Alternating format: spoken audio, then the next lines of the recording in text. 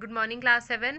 हम लोग chapter number 2 कर रहे थे, न्यूट्रिशन इन एनिमल्स। और हम लोग देखो आज टॉपिक करेंगे डाइजेशन इन ग्रास ईटिंग एनिमल्स। ठीक है, जो एनिमल्स जो है हर्बीवोर्स हैं या प्लांट और प्लांट पार्ट्स के ऊपर डिपेंड करते हैं, पर्टिकुलरली उनमें डाइजेशन कैसे होता है उसके बारे में हम लोग पढ़ेंगे। ठीक है, तो बेसिक एग्जाम्पल हम लोग बहुत सारे दे सकते हैं, जैसे काऊ हो गया, बफेलो हो गया, गोट हो गई, ठीक है, शीप हो गई, कैमल हो गए। तो इन लोगों की बॉडी में जो है जो ग्रास ईटिंग एनिमल्स हैं, जो पर्टिकुलरली प्लांट्स के ऊपर डिपेंड करते हैं, इनमें जो है क्या बोलते हैं, डाइजेशन कैसे होता है, हम लोग उसके बारे में देखेंगे।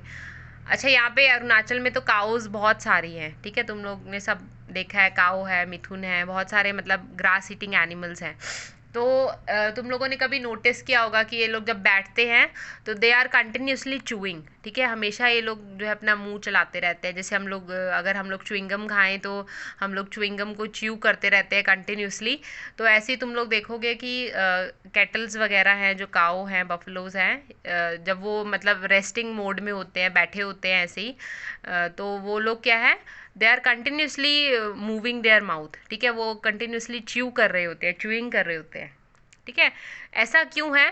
देखो, जब ये लोग ग्रास खाते हैं, ठीक है, जब ये लोग ग्रास खाते हैं तो क्या करते हैं ये लोग, ग्रास को जल्दी जल्दी से स्वालो कर लेते हैं, अच्छे से च्यू नहीं करते उसको। ठीक है, उसको स्वालो कर लेते हैं और उसको स्वालो करके, देखो मैं तुमको डायग्राम दिखाती हूँ, उससे थोड़ा सा और क्लियर हो जाएगा। ठीक है, कंटिन्यूसली देखो, ग्रास खाया और उसको स्वालो करके, ये जो ग्रीन कलर का तुम्हें पाउच जैसा नज़र आ रहा है, हम लोगों की बॉडी में ये पार्ट नहीं होता, इसको हम लोग र्यूमन बोलते हैं। ठीक है, हम लोग ओसोफेगस से खाना जाता है तो सीधा स्टमक में चला जाता है। इनमें ऐसा नहीं है, ये जब खाना स्वालो करते हैं, यानी कि ग्रास स्वालो करते हैं, बॉडी के अंदर लेके जाएंगे, तो स्वालो करके जो ग्रास है वो चली जाएगी रूमन के अंदर। ठीक है, अब रूमन के अंदर जो ग्रास है उसमें कुछ डाइजेस्टिव जूसेस मिक्स होते हैं और ग्रास जो है पार्शली डाइजेस्ट हो जाती है, नॉट कम्प्लीटली डाइजेस्ट, पार्शली जो है डाइजेस्ट हो जाती है। ठीक है, उस चीज़ को हम लोग जो है कड बोलते हैं, CUD, कड। ठीक है, कड क्या है? जो आपकी पार्शली डाइजेस्टेड, हम लोग फूड लिख लेते हैं। ठीक है, partially digested food present in Roman. ठीक है, जो रूमन में पार्शली डाइजेस्टेड फूड है, जो रूमन में प्रेजेंट है, उसको हम लोग कट बोलते हैं। ठीक है, अब खाना जब जब काऊ को बहुत सारी ग्रास मिली तो उन्होंने लालच लग के, ठीक है, जल्दी जल्दी से ग्रास को लिया और उसको जो है स्वालो कर लिया। ठीक है, अब स्वैलो कर लिया, अच्छे से च्यू तो किया नहीं। जब तक हम बोलते ना प्रॉपरली खाने को च्यू नहीं करते तो वो डाइजेस्ट नहीं होगा। तो अब क्या करते हैं ये लोग, जब ये लोग रेस्टिंग मोड में जाते हैं, बैठते हैं आराम से, तो ये क्या करते हैं, खाने को, जो कि रूमन के अंदर खाना प्रेजेंट है, उसको वापस से अपने माउथ में लेके आते हैं। ठीक है, वापस से उसको जो है ओसोफेगस के थ्रू माउथ में लेके आते हैं और तब काउस जो है उस खाने को प्रॉपरली क्या है, च्यू करती है। ठीक है, इस प्रोसेस को हम लोग क्या बोलते हैं, कडिंग और रूमिनेशन। ठीक है, खाने को रूमन से वापस माउथ में लेके आना ताकि हम उसको प्रॉपरली च्यू कर सकें। ठीक है, तो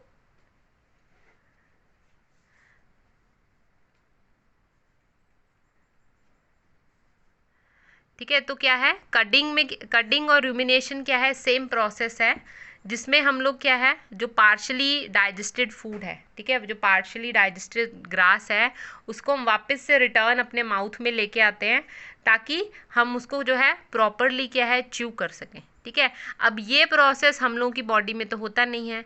ये प्रोसेस हमें देखने को मिलता है काउज में, ठीक है, बफलोज में,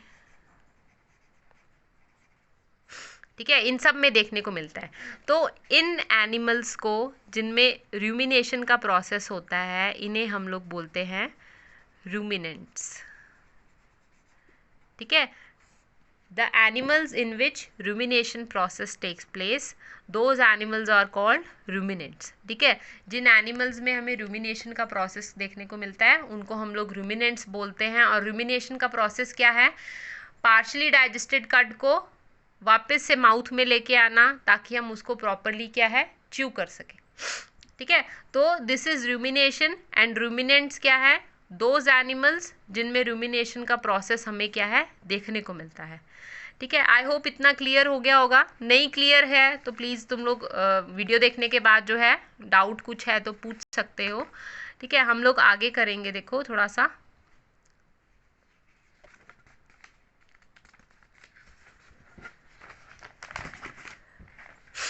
देखो ग्रास में जो है एक बहुत कॉम्प्लेक्स कार्बोहाइड्रेट प्रेजेंट होता है। ठीक है, जिसको हम लोग क्या बोलते हैं, सेल्यूलोज।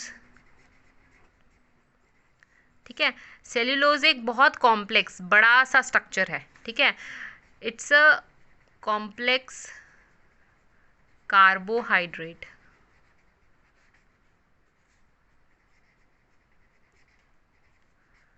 किसमें प्रेजेंट है? Mainly present in grass.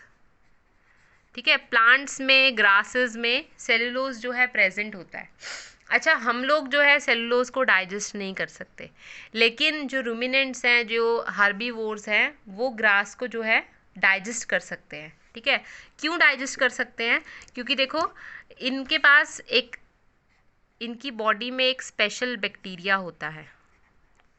ठीक है, वो बैक्टीरिया इस सेल्यूलोज को डाइजेस्ट करने के लिए डाइजेस्टिव एंजाइम प्रोड्यूस करता है। ठीक है, वो बैक्टीरिया हमारी बॉडी में नहीं है, इसलिए हम लोग सेल्यूलोज को डाइजेस्ट नहीं कर सकते। ठीक है, तो अब वो बैक्टीरिया कहाँ प्रेजेंट है? एनिमल्स में। इन एनिमल्स में एक स्पेशल जो है पाउच लाइक स्ट्रक्चर होता है जिसको हम लोग सीकम बोलते हैं। ठीक है, सीकम जो है ये प्रेजेंट होता है between small and large intestine. ठीक है, जो स्मॉल और लार्ज इंटेस्टाइन है उसके बीच में एक बड़ा सा पाउच प्रेजेंट है, सीकम। और उस सीकम के अंदर क्या है, वो स्पेशल बैक्टीरिया प्रेजेंट है जो सेलुलोज को हेल्प करने में क्या है, जो सेलुलोज को डाइजेस्ट करने में हेल्प करता है। ठीक है, देखो यहाँ पर ये वाला जो स्ट्रक्चर तुम लोगों को दिखाई दे रहा है, ये यू शेप का, दिस इज योर सीकम। ठीक है, तो ये लार्ज इंटेस्टाइन है, ये स्मॉल इंटेस्टाइन है। लार्ज और स्मॉल इंटेस्टाइन के बीच में क्या है, सीकम प्रेजेंट होता है। ठीक है, सीकम के अंदर जो है there is specialised bacteria present. ठीक है, वो बैक्टीरिया जो है किसको डाइजेस्ट करने में हेल्प करता है, सेल्यूलोज को डाइजेस्ट करने में हेल्प करता है।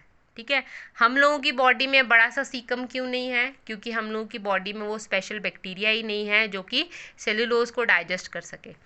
और एक और क्वेश्चन पूछते हैं कि सीकम इतना बड़ा क्यों है या इसमें इंटेस्टाइन बड़ी क्यों होती है? क्योंकि देखो सेल्यूलोज जो है, सेल्यूलोज मैंने तुम्हें बताया कि it is a very complex carbohydrate और उसको डाइजेस्ट करने में बहुत टाइम लगता है। ठीक है, तो उसको डाइजेस्ट होने में टाइम लगता है, तो इसीलिए क्या है, जो हर्बीवोर्स है उनमें जो इंटेस्टाइन है, स्मॉल इंटेस्टाइन है, वो क्या है, बहुत लंबी होती है कंपैरेटिवली अदर एनिमल्स। अगर आप कार्निवोर की देखोगे स्मॉल इंटेस्टाइन, तो कार्निवोर की स्मॉल इंटेस्टाइन छोटी होती है, लेकिन हर्बीवोर्स की स्मॉल इंटेस्टाइन बड़ी होती है, क्योंकि उनको किसको डाइजेस्ट करना है, सेल्यूलोज को। और सेल्यूलोज क्योंकि एक बहुत कॉम्प्लेक्स कार्बोहाइड्रेट है जिसको कि डाइजेस्ट होने में टाइम लगता है, इसलिए इनके पास एक लंबी स्मॉल इंटेस्टाइन है। ठीक है, आई होप तुम लोगों को इतना क्लियर हो जाएगा वीडियो देखने के बाद। ठीक है, कुछ और डाउट है तो तुम लोग पूछ सकते हो। ठीक है, बाकी अब तुम लोग का लास्ट एक टॉपिक बचा है, डाइजेशन इन अमीबा, वो हम लोग फिर नेक्स्ट क्लास में कवर कर लेंगे। ठीक है, ओके, थैंक यू।